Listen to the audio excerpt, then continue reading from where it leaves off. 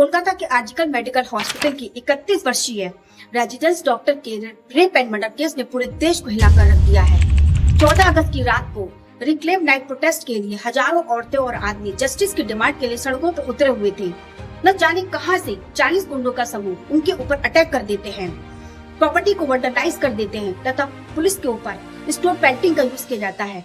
Police ने tear gas का इस्तेमाल गुंडों को भगाने के लिए ये लोग किस पार्टी से एफिलेटेड थे कोई नहीं जानता। इस रिपीटेड लॉ एंड ऑर्डर के फेलियर के चलते सबसे बड़ा सवाल ये उठ रहा है कि देश भर में औरतें आखिर सुरक्षित क्यों नहीं है। इस आउटेज के बीच एक और ऐसी रेप और मर्डर की खबर आती है उत्तराखंड से, जहां एक नर्स अपने घर लौट रही थी और हॉस्पिटल में उसकी हत्या कर दी गई।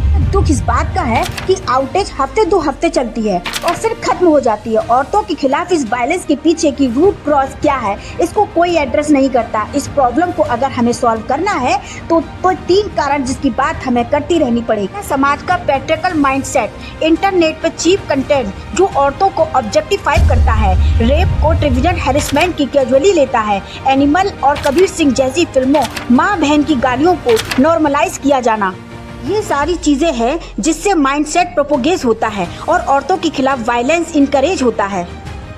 दूसरा, विक्टिम ब्लेमिंग। समाज में रेप के लिए हमेशा औरतों को ही जिम्मेदार ठहराया जाता है। लोग अजीबोगरीब बहाने मारते हैं कि औरतों का रेप तो इसलिए हुआ क्योंकि वो बाहर नहीं थी। छोटी स्कर्ट पहनने पर भी औरतों को बाहर नहीं निकलना चाहिए। सारा ब्लेम औरतों पर ही डाल दो। इससे रेपिस्ट को लगता है कि उनकी तो कोई गलती ही नहीं थी।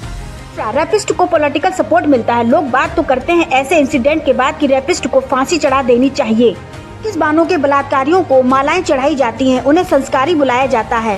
कोई अगर पॉली रेपिस्ट बन गया तो उसके फेवर में रैलियां निकाली जाती हैं। अगर देश को सही रूप में औरतों के लिए सुरक्षित बनाना है तो इन 3 चीजों पे काम करना होगा।